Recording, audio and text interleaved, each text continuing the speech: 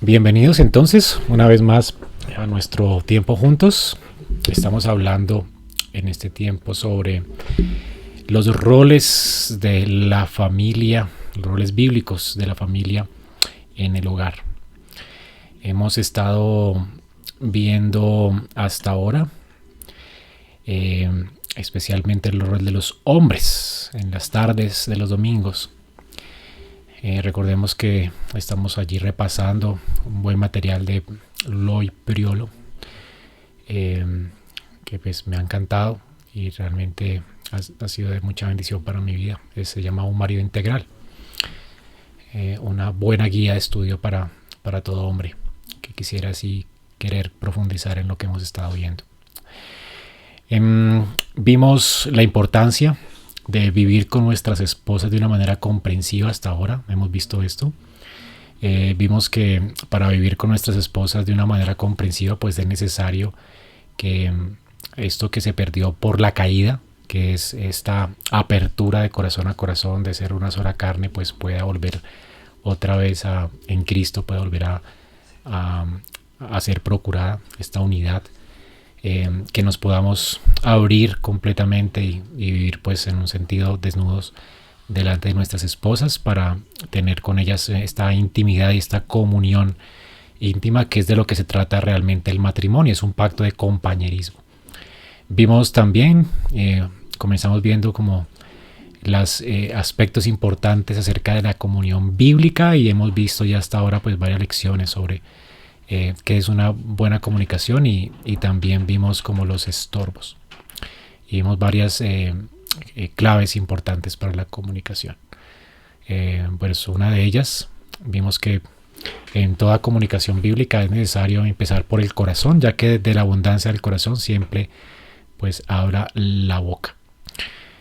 Vimos también que en la comunicación se debe tener en cuenta no solamente el aspecto del corazón, pero también vimos algo importante, y es que nuestras palabras no son suficientes. Nosotros tenemos en la comunicación dentro del matrimonio, tenemos no solamente una comunicación verbal, pero también una comunicación gestual, no verbal. Aún con el tono de voz comunicamos cosas, así que tenemos que aprender a comunicarnos con nuestras esposas, ya sea pues procurando refrenar nuestros labios y tratarlas de una forma honrosa. Y esto implica también este tipo de lenguaje no verbal que se convierte en un estorbo para la comunicación si no es bien llevado, ¿no? Y el tono de la voz también. Vimos algunos textos bíblicos importantes que usted puede repasar en la clase anterior. Otro principio, otra lección, vimos cómo nosotros debemos aprender también a controlar nuestro enojo. Vimos la forma en que podemos aprender a controlarlo. Siempre el enojo siempre es, obviamente, de parte nuestra, es una emoción que fue creada por Dios. Por supuesto, Dios también se enoja, tiene ira. Lo importante es que nunca usemos nuestro enojo de una forma impía, no piadosa, sino que en lugar de atacar el problema, muchas veces nos atacamos a nosotros mismos y tratamos de resentirnos y guardar cosas en el corazón en lugar de explotar contra el pecado nuestro, ¿verdad? Y tratar de solucionar el problema de la relación. Lo que hacemos es querer acabar con nosotros o querer acabar con la otra persona. Vemos que hay dos extremos en el enojo pecaminoso, y es que explotamos o nos guardamos el resentimiento y pues nos herimos también a nosotros mismos o herimos a otros. Así que en lugar de explotar contra nosotros o contra otros, la idea que nos presenta la escritura es realmente el enojo siempre daña algo, y la idea es que dañemos o acabemos con el problema. Y esto implica pues que dejemos a un lado las griterías, maldicencia y todo esto, y pues aprendamos a enfrentar los conflictos de una forma adecuada, de forma que podamos terminar pues arrodillados y postrados delante de Dios para acabar con el problema del pecado en nosotros, en la relación.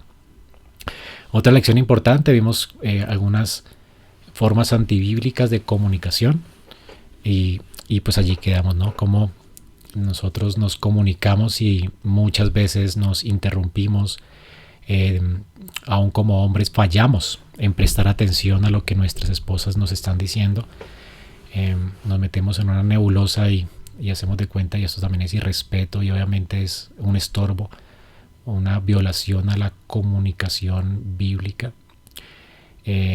Otra violación a la comunicación es el juzgar las motivaciones de mi cónyuge, aún de otras personas, ¿no? Juzgar las motivaciones, pues no podemos hacer esto. La Biblia dice que no juzguemos antes de tiempo, ¿verdad? Y realmente no podemos juzgar las motivaciones de nadie. Vimos también esto, pues no estar dispuestos a comunicarnos voluntariamente, hacer generalizaciones como que tú nunca escuchas, tú siempre haces esto. Bueno, eso también daña la comunicación. Vimos también cómo transferir la culpa a nuestras esposas de todo lo que pasa en el hogar y no aceptar el 100% nosotros de la responsabilidad en un problema, pues también daña la comunicación. Y lo último que vimos fue que disculparse y no pedir perdón, en lugar de pedir perdón, también es un estorbo de la comunicación. Y quedamos en que hoy vamos a profundizar un poco más acerca de este tema del perdón. ¿Qué significa perdonar según la Biblia?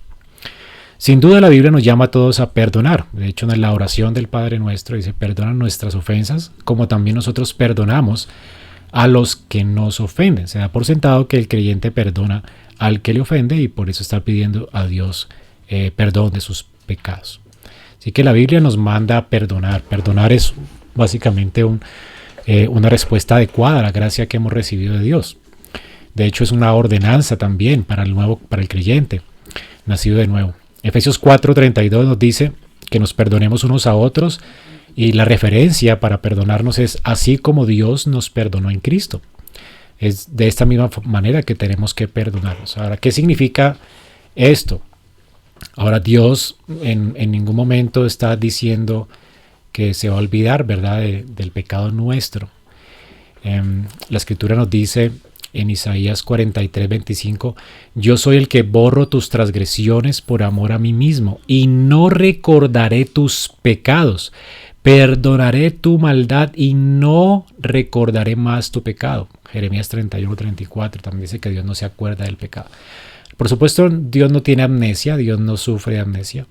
De hecho, Dios es omnisciente, omnipotente. Él todo lo conoce, intensivamente todo lo sabe. Sabe aún acerca de nuestros pecados cuando están en el corazón, antes de que los cometamos. Él sabe la intención de nuestros corazones. Él discierne todo esto. Ahora, cuando la Biblia dice que Dios olvida todos nuestros pecados, no se refiere al que Él como que se hace el de la vista gorda ¿verdad? Y no los recuerda más. Por supuesto no, más bien Él lo que hace es verdaderamente perdonarlos. Es decir, Dios no guarda una lista de esos pecados en contra nuestra más. Dios no los carga a nuestra cuenta más. Una vez que pedimos perdón a Dios, Él nos limpia de toda maldad, nos limpia del pecado y imputa ese pecado a la cuenta de Cristo. Ya no lo carga más a nuestra cuenta. O sea que lo que hace Dios es más bien cargarlos a la cuenta de otro, quien murió en la cruz, ¿verdad? Y fue castigado por nosotros como pecadores culpables. Y la muerte de Cristo lo que hizo fue una sustitución. Él es nuestro sustituto. Él llevó el castigo de nuestra maldad sobre Él. Él murió en nuestro lugar y tomó el castigo de nuestros pecados. Ahora, como personas salvas, nosotros somos vistos por Dios como personas completamente justas. ¿Sí? Cuando nosotros creemos en Cristo, en el Evangelio, Dios dice que ya no se acuerda más de nuestro pecado. Una vez que lo confesamos y que ponemos nuestra fe en Cristo, Él ya lo ha imputado a la cuenta de su Hijo. Este es el Evangelio de las buenas nuevas. Así que si nos arrepentimos y creemos, Cristo muere por esos pecados, los lleva en la cruz y Dios los perdona, ya no los coloca en nuestra cuenta. Así que perdonar, ¿qué significa entonces según Dios? Para perdonar para Dios es que Él, a causa de nuestro arrepentimiento y nuestra confianza en Dios, ¿verdad? Dios promete que no va a usar esos pecados más nuestros en nuestra contra. Una vez que nosotros creemos y nos arrepentimos, Dios promete, esto es una promesa, el perdón es una promesa. Dios no los va a usar en nuestra contra nunca más. ¿Ok? Así que esto es lo mismo que se nos llama allí en Efesios, perdonar como fuimos perdonados por Dios. En Cristo, ¿cómo? Que no debemos más bien prometer a nuestros cónyuges, a quienes perdonamos, y esto realmente es un alivio para la comunicación, debemos prometer no guardar más ese pecado en nuestro corazón y prometer nunca sacarlo más a la luz y usarlo en contra de nuestro cónyuge. Así que el perdón se trata de guardar una promesa, ¿ya? Y esta promesa tiene que ver con 3 cosas al menos. La primera es que nunca vamos a sacar esa ofensa perdonada en contra de la persona, nunca más. O sea, la vamos a dar por satisfecha una vez que nos piden perdón. En segundo lugar, nunca más vamos a discutir sobre esa ofensa que ya perdonamos con otros. No la vamos a sacar a la luz, ya la cubrimos. Nunca vamos a discutir ni siquiera, es que él me hizo esto un día, nunca más. Realmente, aunque obviamente la recordamos en nuestra mente, nunca la vamos a sacar, ni la vamos a discutir ni con la persona ni con otros. Y en tercer lugar, pues también no nos vamos a quedar con esa ofensa, ¿verdad? Y resentirnos, sino recordar que ya hemos perdonado, así como como Dios, nos perdonó en Cristo. O sea, ya que esa persona que nos pide perdón, ¿verdad? Su pecado ya fue justificado y Cristo murió por él, así que nosotros quedamos tranquilos, satisfechos de que ya ha sido perdonado por Dios y nosotros también lo cubrimos con un manto de gracia. Estas son las 3 cosas, pues, que sugiere esta promesa del perdón. Cuando pides tu perdón, en lugar de una simple disculpa, lo que haces es asegurarle a tu cónyuge, pues, estas 3 promesas, ¿ya? Y esto realmente es algo maravilloso, liberador. Y bueno, hay algo importante, es que hay un método efectivo para cuando tú pecas contra tu esposa y vas a pedirle perdón en lugar de excusas o discúlpame, eso no tiene sentido, ¿verdad? Eso no arregla la comunicación entre ustedes, no arregla nada entre ustedes, no una disculpita, sino un tipo de perdón bíblico. Entonces, ¿qué vas a hacer cuando pides perdón a tu esposa? Entonces, hay por lo menos 5 pasos que debes hacer. Primero, tú debes reconocer el pecado, o sea, el tipo de pecado con el que pecaste contra ella, y tienes que nombrarlo. O sea, dile, mi amor, mira, hice mal en no ponerte atención cuando tú me estabas hablando, te ignoré. Entonces es el primer paso. O te grité, o te alcé la voz, te humillé, lo que hayas hecho. Confiésalo o sea, dale el rótulo de pecado que ese pecado merece. ¿Cómo quebrantaste ese pecado? Ora a Dios, pídele perdón a Dios y luego pídele perdón específicamente a ella por lo que hiciste. No de manera general, ay, perdóname por eso. No. Perdóname porque te hablé mal o porque no te presté atención, porque usé palabras ásperas, porque tuve esta actitud hacia ti. No debía haber hablado de esta manera. Entonces, primero, reconoce el pecado que cometiste. Lo otro, identifícalo por su nombre. Obviamente, la raíz del pecado tiene que ver con algo que está en tu corazón. Entonces, si tú no le pusiste atención, pues pide perdón por tu orgullo, ¿verdad? Por tu egocentrismo. Usa un lenguaje bíblico, lo que Dios llama pecado. Tú quebrantaste la palabra de Dios, es un pecado contra Dios y contra tu esposa. Entonces lo que vas a decir es, mira, realmente no te presté atención, fui egoísta, fui desconsiderado contigo, así que reconoce ese pecado. En tercer lugar, reconoce el daño que le causó a tu esposa tu ofensa. Eso es mostrar remordimiento por el daño que tú has causado.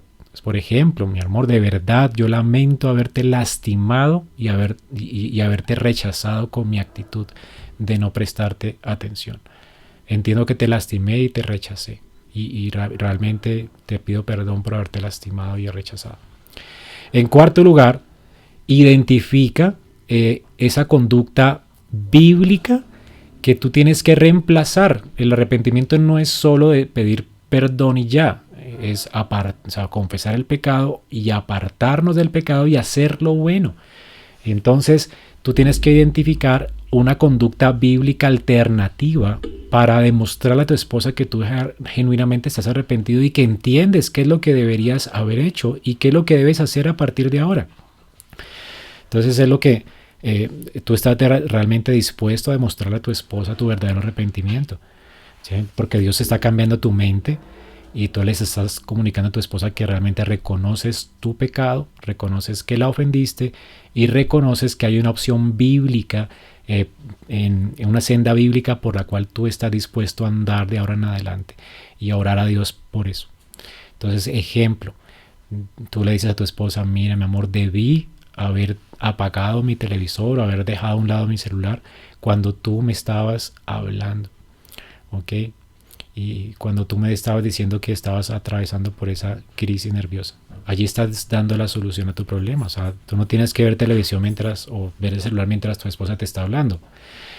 La idea aquí es entonces reconocer tu error y el camino a seguir, o el camino que tú debiste seguir, ¿ok? Y lo que vas a hacer la próxima vez: yo voy a apagar el televisor o a dejar de hacer lo que está haciendo para ponerte atención, o voy a tratarte como a vaso más frágil. Yo debí tratarte con cortesía, no de la forma en que te traté. El quinto paso es pídele perdón. Por favor, perdóname.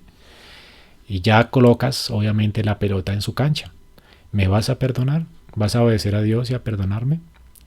Es como lo que estás diciendo implícitamente, ¿no? O sea, que ya depende obviamente de cómo Dios trabaja en el corazón de ella. Pero estos son los 5 pasos que tú debes seguir para no poner tropiezo a la comunicación bíblica dentro de tu matrimonio.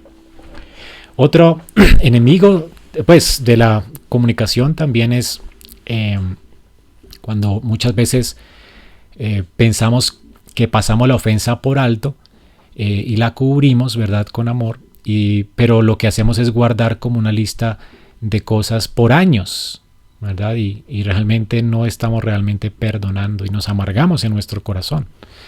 Y nos olvidamos de lo que la palabra de Dios dice en 1 Corintios 13:5.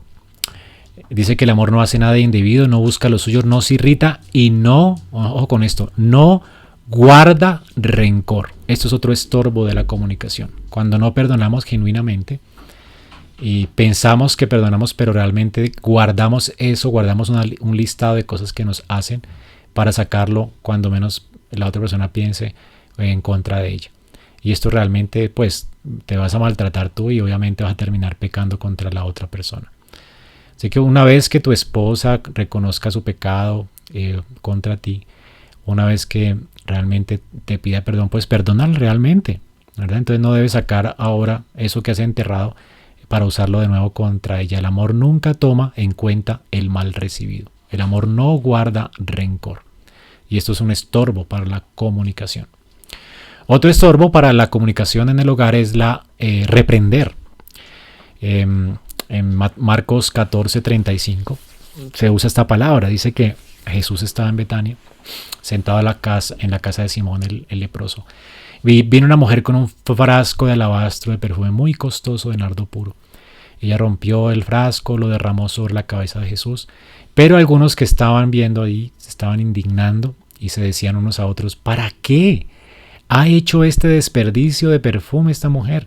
Este perfume podría haberse vendido por más de 300 denarios y dar el dinero a los pobres. Y la reprendían.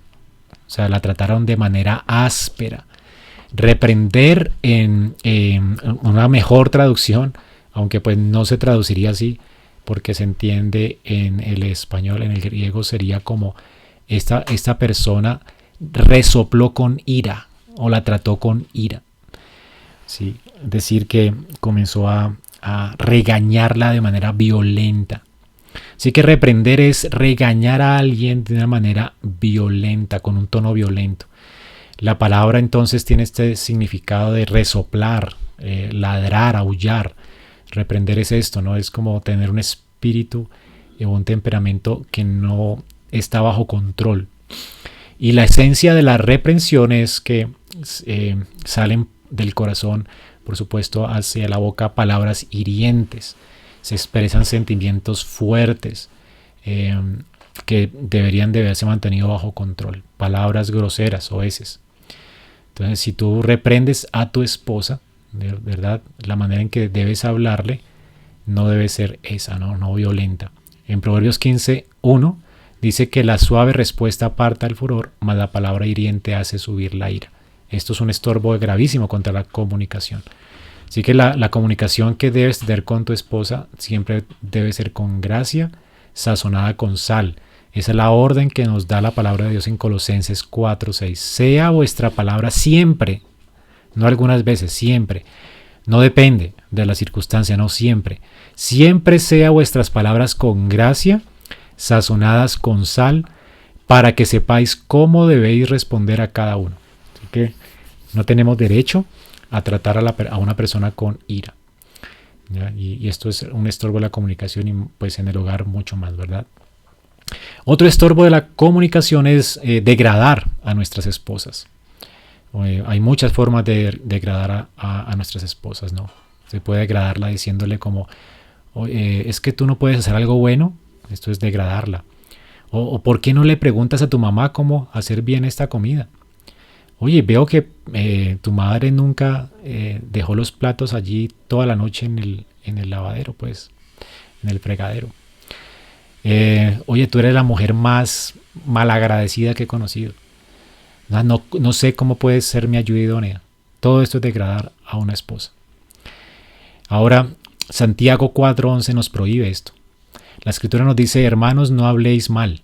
Literalmente lo que dice es, no degraden a los otros.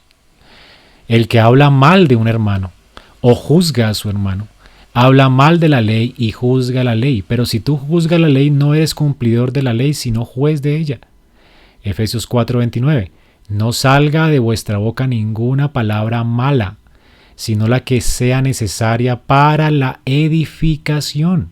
O sea, no pueden salir de nuestra boca palabras para destruir a nuestras esposas, sino palabras edificantes según la necesidad del momento para que impartamos gracia a los que escuchan. Es una orden que Dios nos da.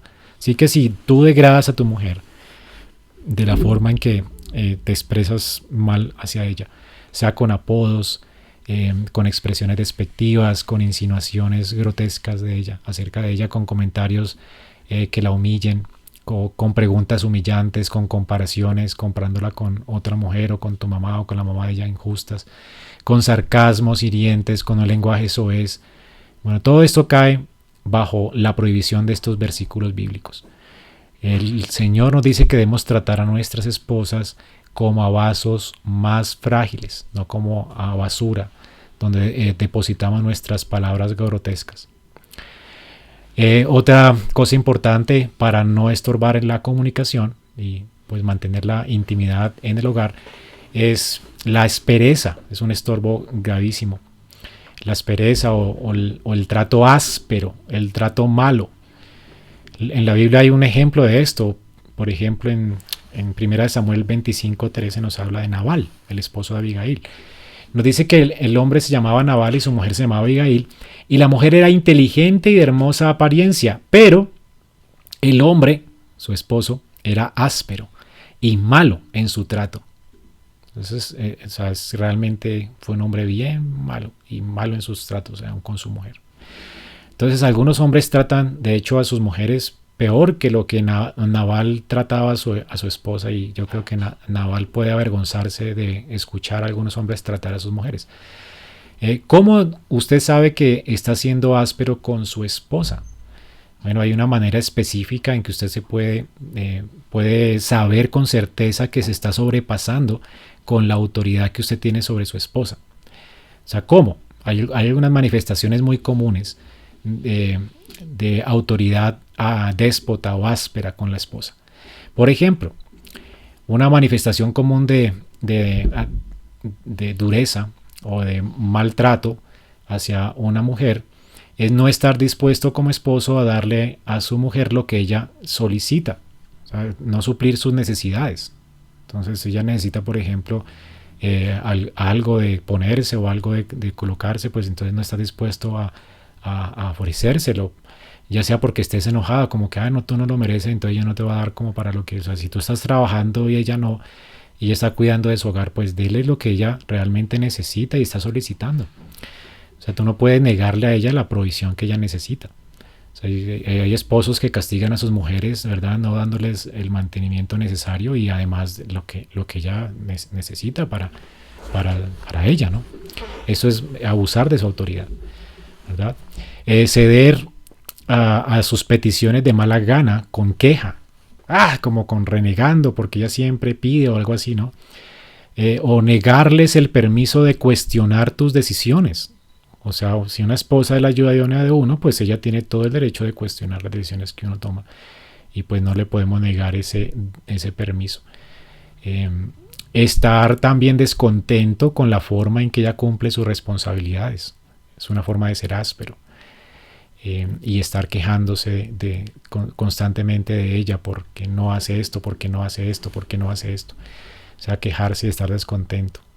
Quejarse también, quejarse de que son negligentes con sus responsabilidades domésticas sin ofrecerle ayuda. Es que tú nunca haces esto, o esto te queda mal, en lugar de pues ofrecerle ayuda. Si no sabe cocinar, pues pagar un curso de cocina. No sé, ayúdele, en lugar de estar criticándola, no ofrezca la ayuda. Otra cosa es responderles descortésmente o de modo condescendiente, o tener una actitud crítica, condenándola o siendo prejuicioso con ellas. Tener una expectativa irreal de ella, exigirle demasiado.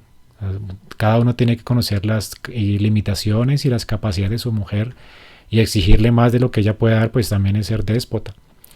Ser intolerante con su idiosincrasia, que no es pecaminosa, por supuesto, y ser intolerante con esto, ¿no? Con su estilo de hacer las cosas, con las cosas que ella tiene arraigadas por cultura. Prohibirles que hagan cualquier cosa sin que antes te pregunten o te pidan permiso. Esto es horrible, ¿no? Conocí a un hombre que le decía a su esposa que no podía hacer nada, ni visitar a su mamá, ni llamar, ni nada, si no le pedía permiso a él. Esto realmente es un abuso de la autoridad y es un trato déspota, controlador. Lo otro es controlar lo más diminuto en los aspectos de las responsabilidades que ella tiene. O sea, ¿cuánto jabón estás gastándote? ¿Cómo así? ¿Y qué es lo que estás haciendo con el perfumito que te compré? Venga, veo, y comenzar con detalle a mirar o las responsabilidades que ella tiene en el hogar, y ser tan controlador, ¿no? Y no dar posibilidad de libertad para que ella administre también sus cosas y haga... o sea la dueña de su hogar, ¿no? Y también tener este espíritu de sospecha en lugar de confiar, o sea, de desconfiar de ella, que no te hizo algo bien, entonces a partir de allí nunca más confías en ella y siempre estás sospechando de que no lo hace bien. Eso también es realmente dureza, y tratar a una mujer con dureza y ser áspero con ella. Así que, hermanos, el antídoto para la aspereza es tener un espíritu apacible, y esto solamente lo puede producir el Espíritu en nuestro corazón. Y realmente debemos orar a Dios para que nos dé esta apacibilidad. Dice William Gurnall que la apacibilidad es un fruto especial del Espíritu, es una evidencia del amor de Dios que ha sido derramado en nuestro corazón. Es un medio noble, notable, para eliminar las ofensas que de otro modo no podrían quedar por muchas cosas dañinas que un esposo le hace a su esposa. El azúcar y la miel no son más agradables a la lengua de lo que la apacibilidad es al corazón. Hace que las cosas que de otro modo irritarían el alma sean bien recibidas y aplicadas, como cuando las píldoras amargas se sumergen en el almíbar o se enrolla en la suave pulpa de una manzana para poder tragarlas y digerirlas. Si un esposo desea ser considerado un siervo de Cristo, debe aprender esta lección, porque el siervo del Señor debe ser apacible, amable para con todos. Cualquier siervo de Cristo debe ser amable. Los esposos deben serlo más. Si hay que ser amable con todos, hay que serlo mucho más con tu esposa. Bueno, ya vimos entonces esta lección acerca de la comunicación. Qué importante es no colocar tropiezo a la comunicación. Y otra cosa importante es que debemos esforzarnos lo necesario para mantener la unidad del Espíritu en nuestro hogar. La Biblia nos dice en Efesios 4:13: esfuércense en mantener la unidad del Espíritu mediante el vínculo de la paz.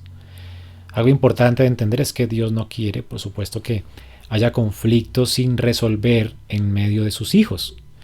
Y Él pone en nuestros hombros esta responsabilidad de que cada cristiano, mientras dependa de Él, esté en paz con todos los hombres. Y si alguien te ha ofendido, o si tú has ofendido a alguien, tú debes ir y reconciliarte con él, mucho más con tu esposa. De hecho, Mateo 5:23-34 nos dice esto: por tanto, Si estás presentando tu ofrenda en el altar y allí te acuerdas que tu hermano tiene algo contra ti, es decir, tú lo ofendiste, deja allí tu ofrenda en el altar, ve, reconcíliate primero con tu hermano y entonces ve y presenta tu ofrenda. Dios no le agrada tu ofrenda hipócrita, ¿verdad? Después de que tú has ofendido y tienes este cinismo de seguir viviendo tu vida como si no hubiera pasado nada. Tú necesitas ponerte a cuentas con la persona que has ofendido. Así que si has ofendido a alguien, debes ir con él con el propósito de perdonarlo, de restaurar también esa relación con esa persona. Y una vez que tú le has convencido de pecado, debemos de cuidar, ¿verdad? Dice que si su hermano peca contra ti, pues exhórtale, ¿vale? Si se arrepiente, perdónalo. Así que si los problemas no se resuelven entre ustedes, la idea es que busquemos ayuda de dos cristianos, de dos testigos, para que nos ayuden y toda palabra sea confirmada en boca de 2 o 3 testigos. Es lo que dice Mateo 18. Entonces, primero vamos a solas con la persona que nos ofendió. Si nos escucha, pues ganamos al hermano, y si no, ¿verdad? Vamos con 2 testigos para que delante de él conste toda palabra, de ellos conste toda palabra, y entonces también le insistimos para que se arrepienta. Filipenses 4, del 2 al 3, de hecho es una carta que fue escrita porque Pablo estaba preocupado por el orgullo de 2 mujeres que no se querían perdonar. Y al final de la carta, después de hablar de Cristo, de cómo se humilló a sí mismo, de cómo tomó forma de siervo siendo Dios y se humilló hasta lo sumo por los pecadores y le sirvió y murió hasta la muerte y muerte de cruz. Bueno, es una carta realmente que habla de la humillación constantemente. Y al final de la carta entonces viene la reprensión, ¿verdad? Y la exhortación. Ruego a Evodia y a Síntique, Filipenses 4:2, que vivan en armonía en el Señor. En verdad, fiel compañero, también te ruego que ayudes a estas mujeres.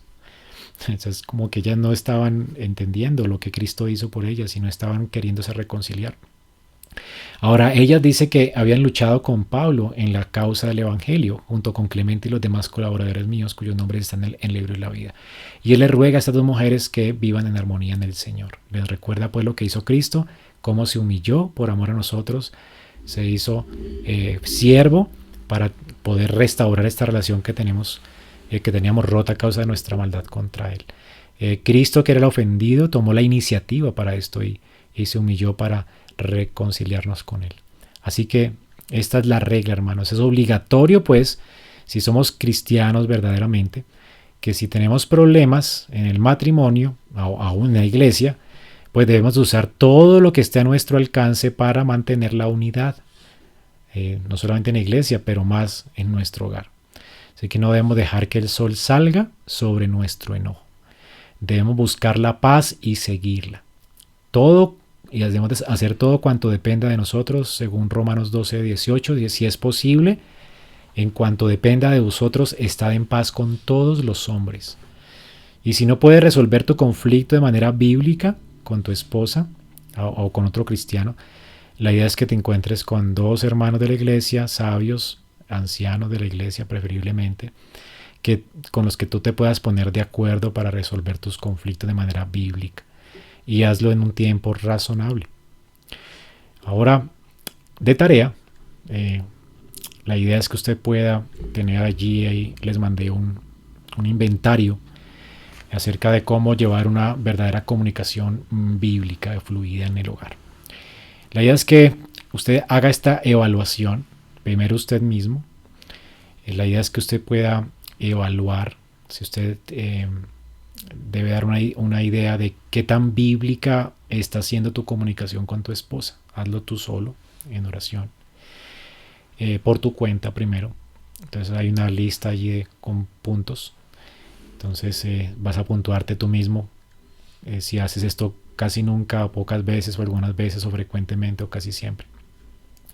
Te vas a colocar un punto del 1 al 5. Allí se los mandé por internet.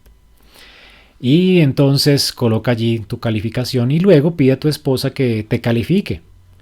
Y pídele también que dé ejemplos de la manera en que tú te has comunicado mal en el pasado y cómo a ella le gustaría que tú mejoraras en el futuro en tu comunicación.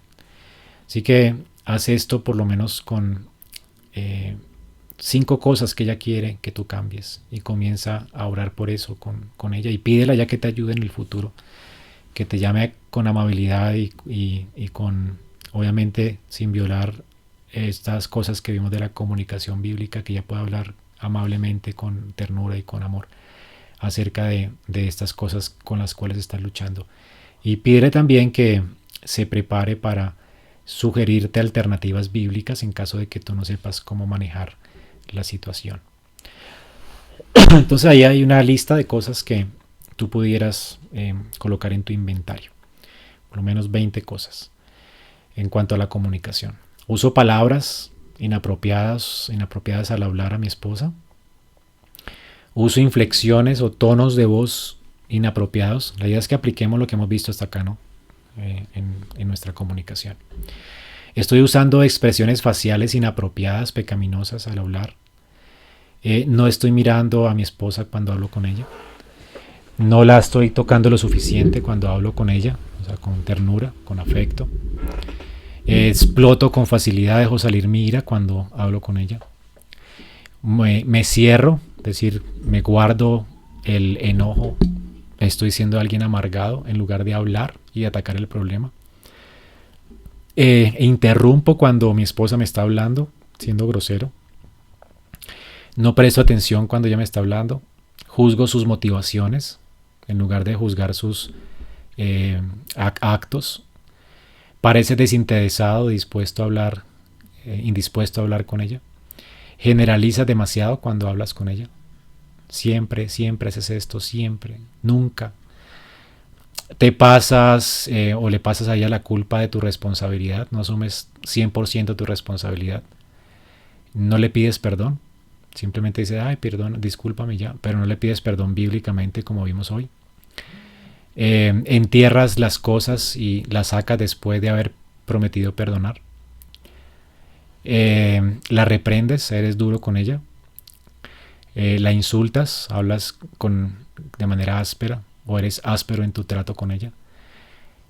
¿Haces algún esfuerzo para resolver los conflictos con ella o no los haces? ¿No has buscado ser de ayuda a otros para amarlos también con otros cristianos como tú deberías hacerlo como verdadero creyente? Así que entonces aquí tienes esta lista de cosas que pudieras explorar en tu comunicación. No sé si hay preguntas hasta aquí.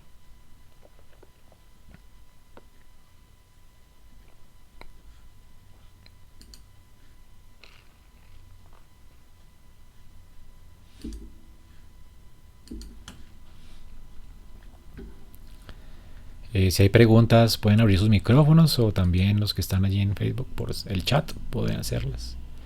No hay problema.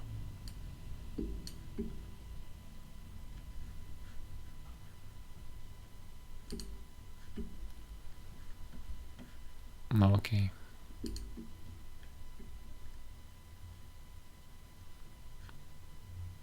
Pues bien, si no hay preguntas. Buenas noches. Carlitos, ¿cómo estás? Cuéntame, mi hermano. ¿Cómo empezamos? ¿Me escuchas bien? Sí, te escucho bien. Listo. Paso a una pregunta. ¿Hasta qué punto, digamos, cuando hay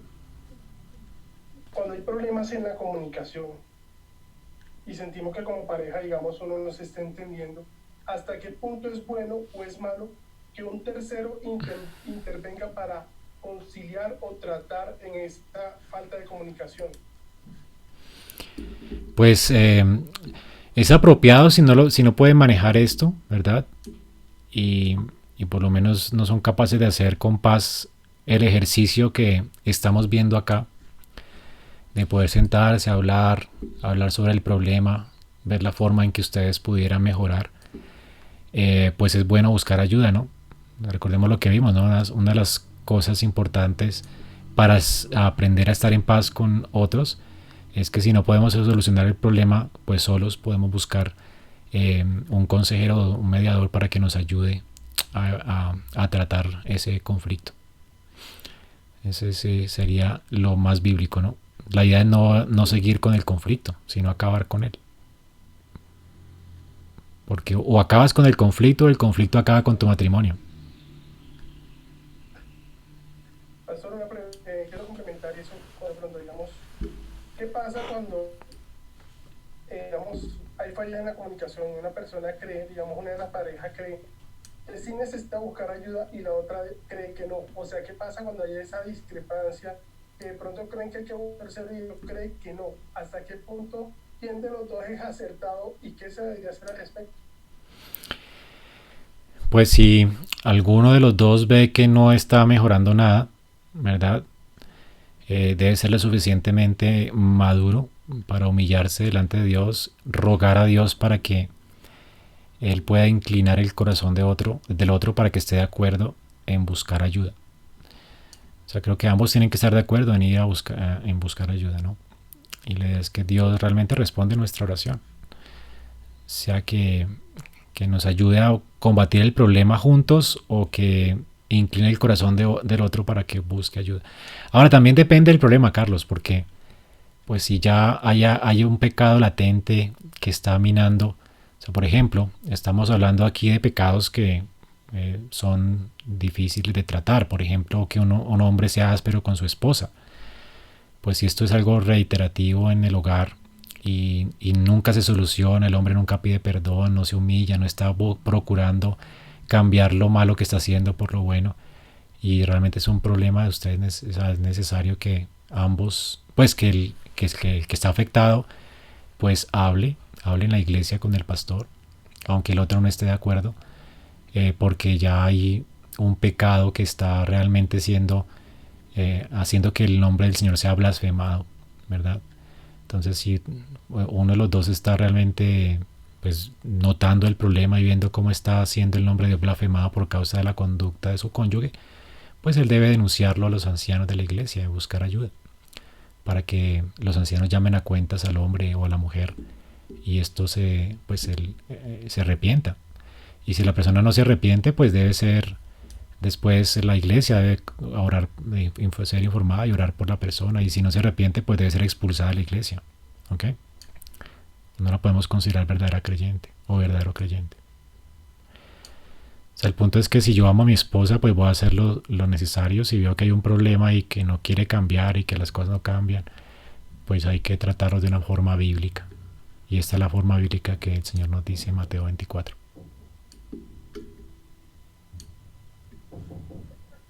Gracias, pastor. ¿Sí te ayuda, Carlos? Sí, por lo menos despega muchas dudas porque es que a veces el problema de la comunicación, que alguno de los dos siempre tiene la razón, o que uno quiere ir en el sentido de que el contrario entienda que el equivocado es el otro. Entonces no es que la razón la tienes uno, es que la tengo yo. Aquí debemos buscar con quién debemos hablar, pero ¿por qué sí? ¿Por qué no? A veces creemos uno que es exacto.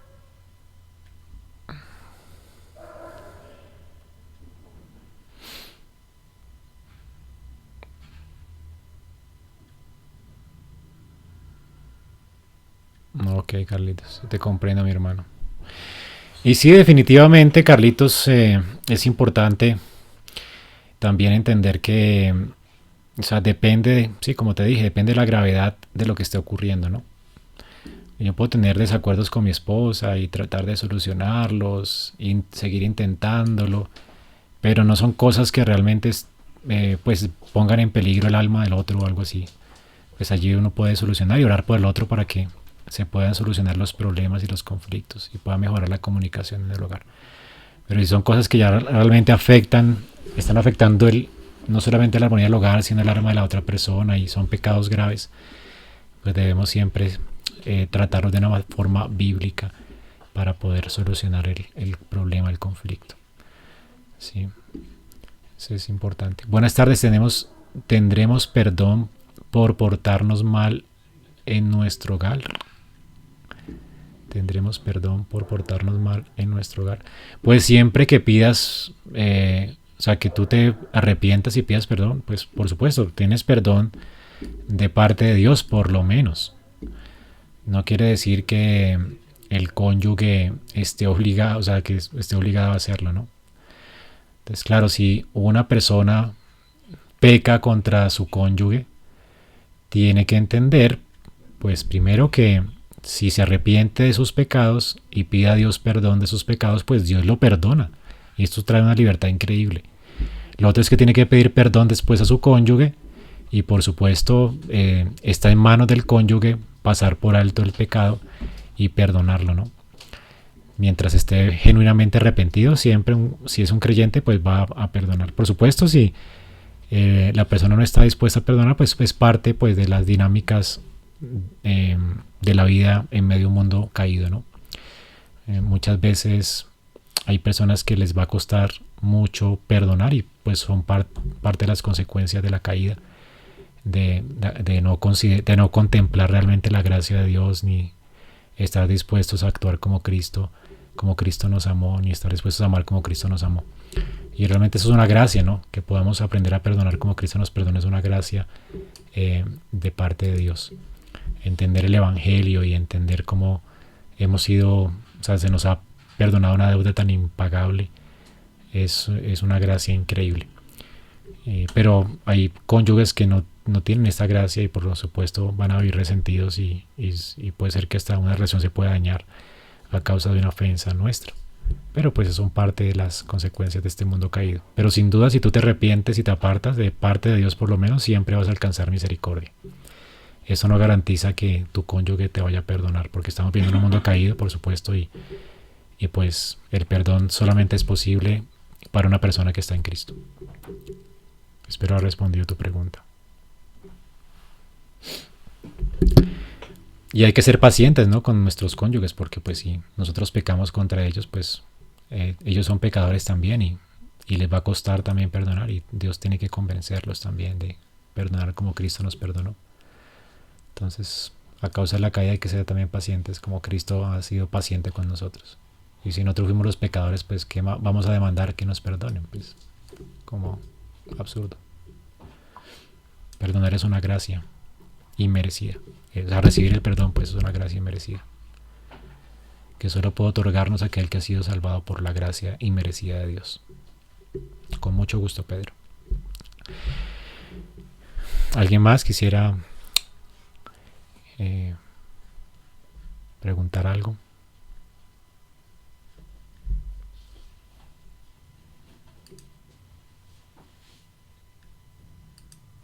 Uh-huh.